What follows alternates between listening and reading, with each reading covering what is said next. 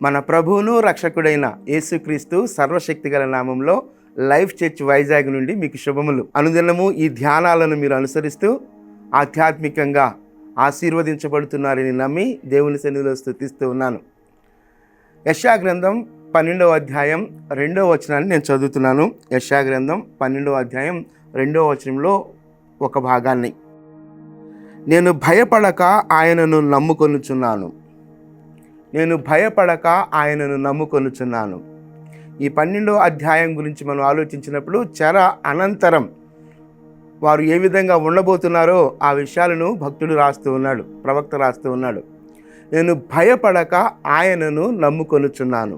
ఇది చాలా చాలా ఉన్నతమైనటువంటి అనుభవం.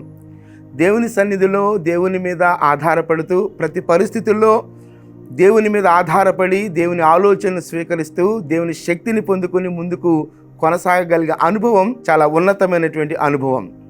నేను నమ్ముకొనుచున్నాను, నేను భయపడక ఆయనను నమ్ముకొనుచున్నాను.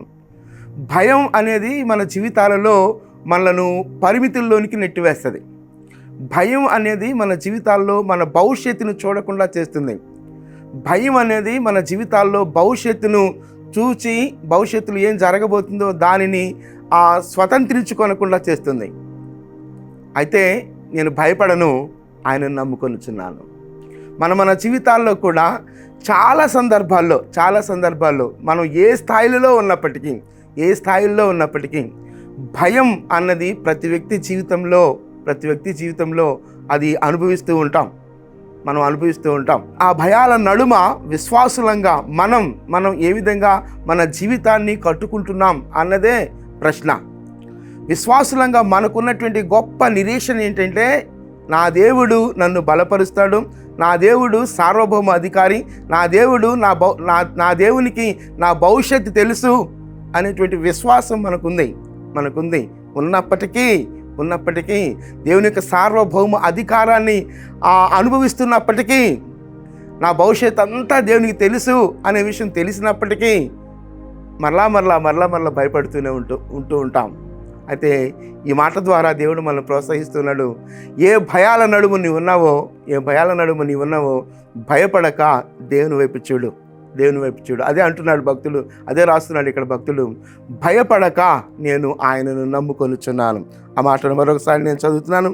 నేను భయపడక ఆయనను నమ్ముకొనుచున్నాను.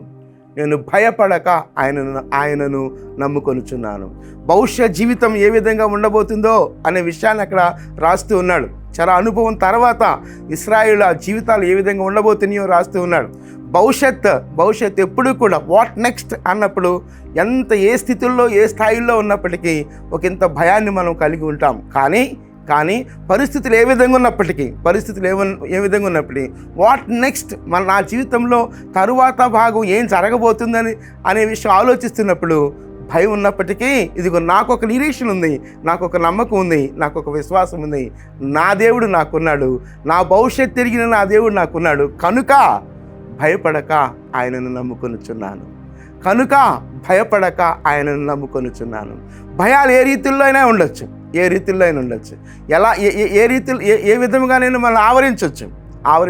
ఏ భయమైనా కావచ్చు, ఎలాంటి భయమైనా కావచ్చు. ఆ ప్రతి భయం లేదా ప్రతి భయాల నడుమ నీవు ప్రకటించవలసినది నీ విశ్వాసాన్ని.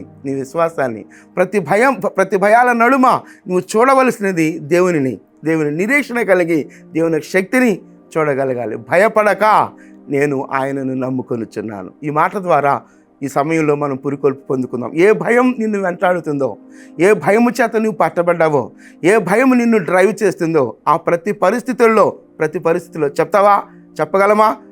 నేను భయపడను దేవా, నిన్నే నమ్ముకొని ఉన్నాను అని చెప్పగలవా?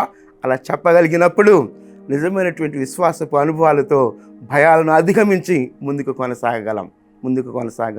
భయపడక ఆయనను నమ్ముకొనుచున్నాను. ప్రార్థన చేద్దామా? ఏ భయం ఉన్నప్పటికీ, ఇదిగో ఈ మాటలు వింటుండగానే ఏ భయం నీలో ఉన్నప్పటికీ ఆ ప్రతి భయాన్ని దేవుని ముందుకు తీసుకుని వద్దాం. దేవా, ఈ భయం నన్ను ఆవరించింది ప్రభా, ఈ భయము చేత నేను పట్టి పీడించబడుతున్నాను ప్రభా, నేను భయపడక నిన్ను నమ్ముకొనుచున్నాను ప్రభా అని దేవుని సన్నిధిలో చెప్దామా? చిన్న ప్రార్థన చేద్దాం. కృప కలిగిన దేవా, మహోన్నతుడా, జీవము కలిగిన దేవా, మా భవిష్యత్తును ఎరిగినటువంటి దేవుడో ప్రభువా, సార్వభౌమ అధికారము కలిగిన దేవుడవు నీవు ప్రభువా. నిన్ను మేము పొందుకొని నిన్ను మేము అనుభవిస్తూ జీవించగలగటం మా జీవితాలలో గొప్ప ధన్యత ప్రభువా.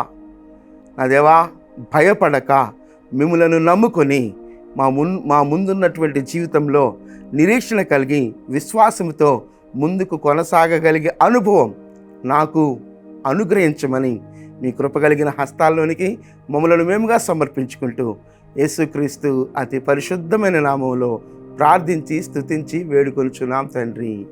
Amen, amen. ప్రభు కృప నిత్యము మనకు తోడైయుండును గాక. ఆమెన్.